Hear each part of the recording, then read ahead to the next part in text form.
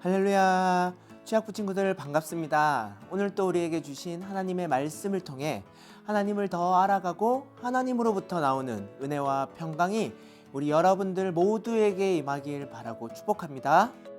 먼저 사도신경으로 우리의 신앙을 고백하심으로 2월 28일 취학부 영상 예배를 우리 하나님께 드리겠습니다.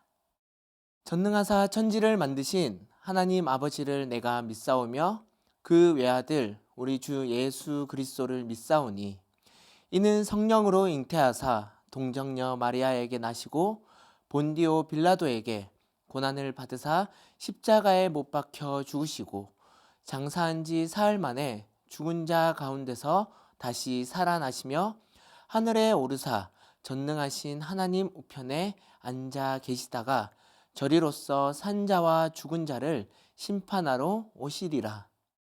성령을 믿사오며 거룩한 공회와 성도가 서로 교통하는 것과 죄를 사하여 주시는 것과 몸이 다시 사는 것과 영원히 사는 것을 믿사옵나이다. 아멘.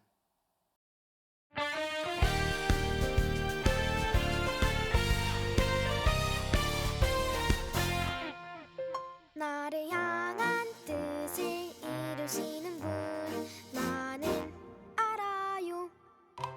나를 안전하게 인도하시는 분 나는 신뢰해. 나를 향한 변함없는 하나님 사랑 나를 향해 이루시는 하나님의 약속 그분을 기대하며 걸어가는 삶 속에서 하나님의 뜻을 이루시도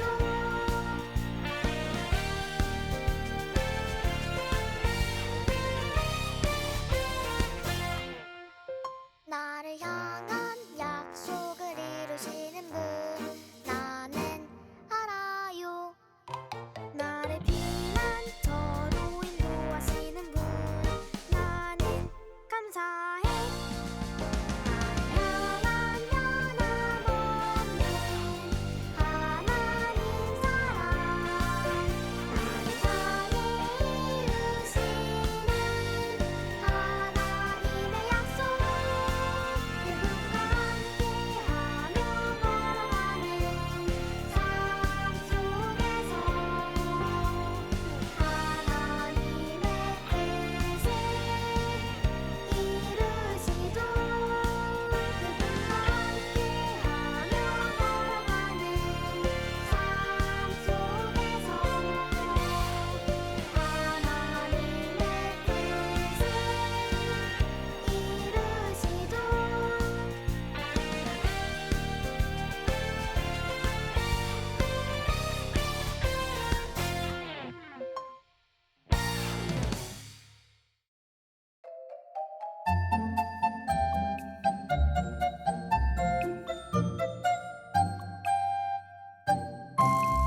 너의 행사를 여호와께 맡기라. 그리하면 내가 경영하는 것이 이루어지리라. 잠언 16장 3절 아멘.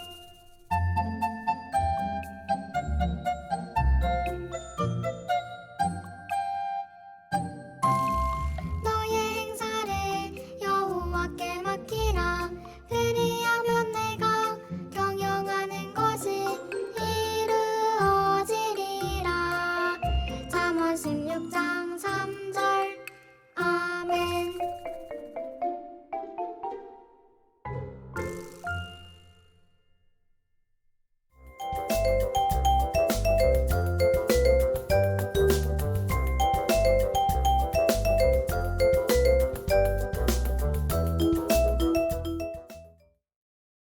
오늘 함께 나눌 말씀은 민수기 35장 9절부터 21절 말씀입니다.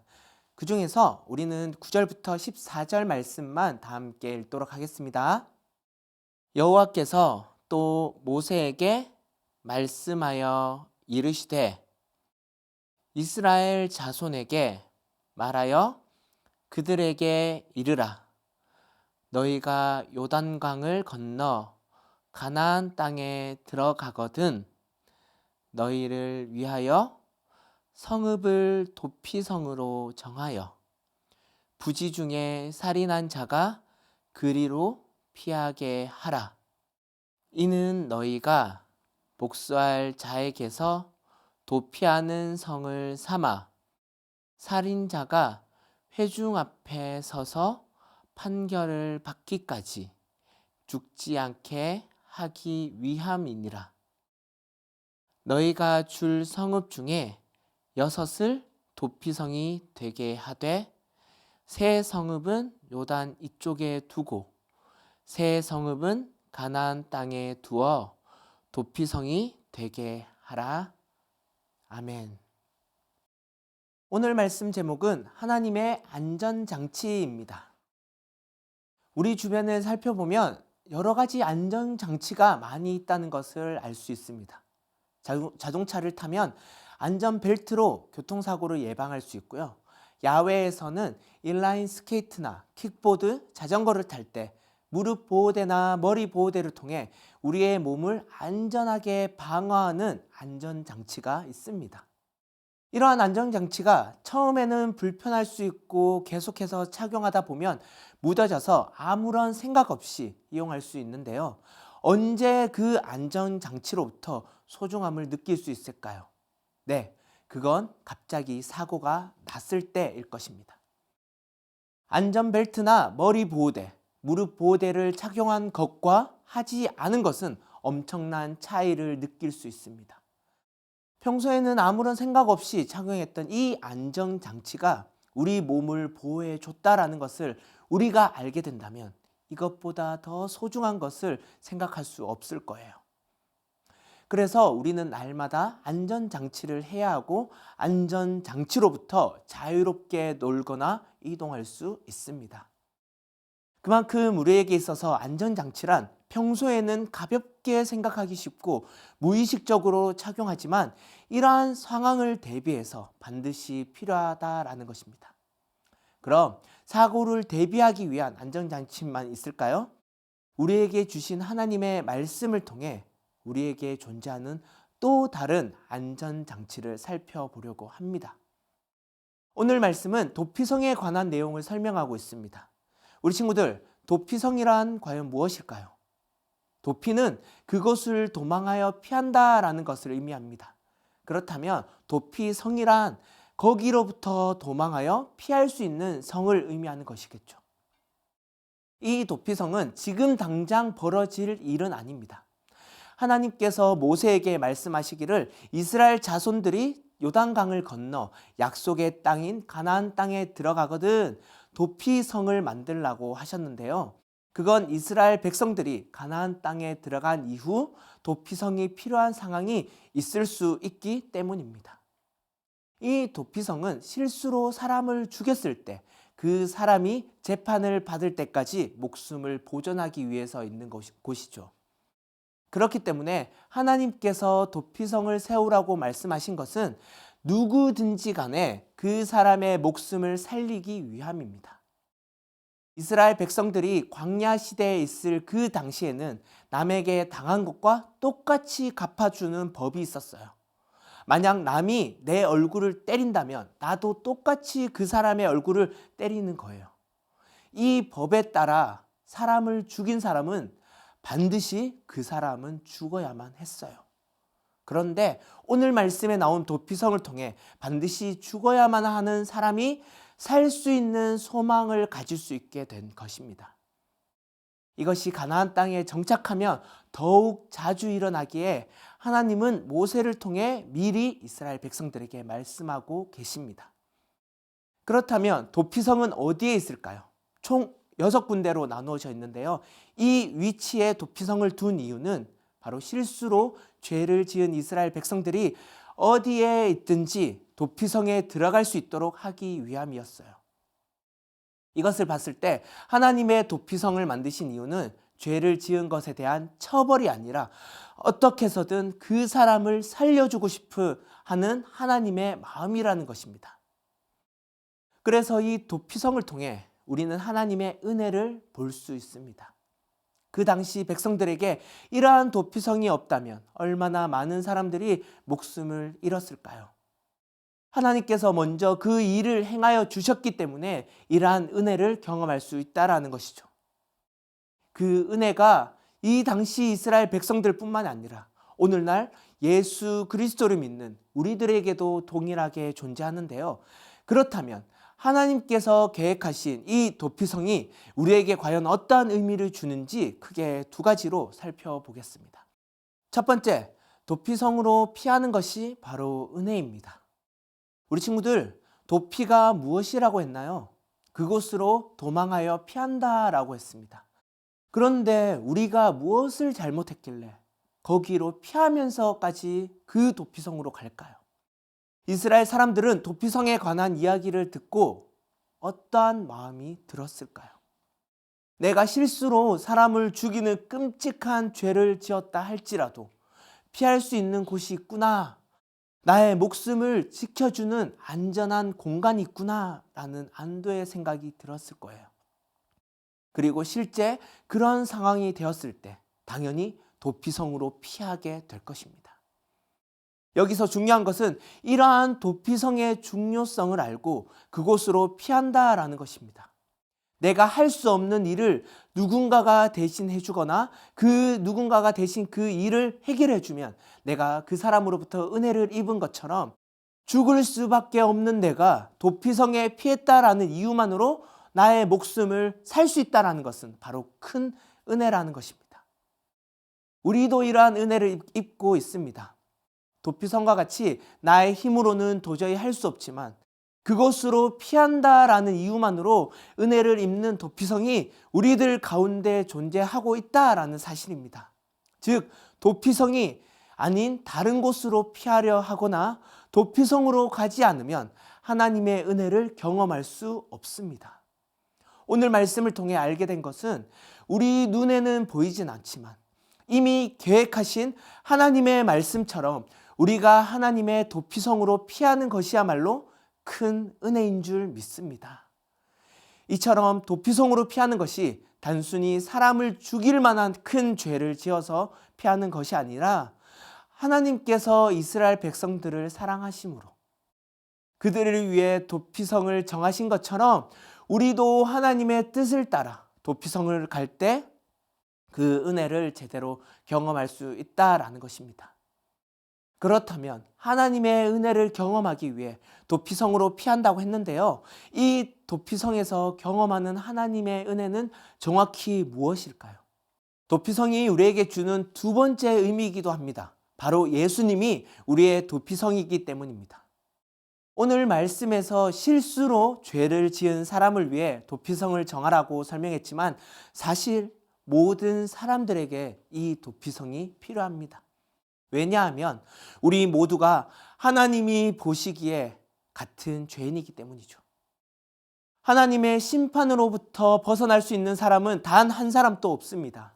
그러나 딱 한 가지 하나님의 계획이신 이 도피성으로 피하는 방법뿐입니다. 이것이 우리에게는 은혜이자 하나님이 우리에게 주신 안전장치이죠.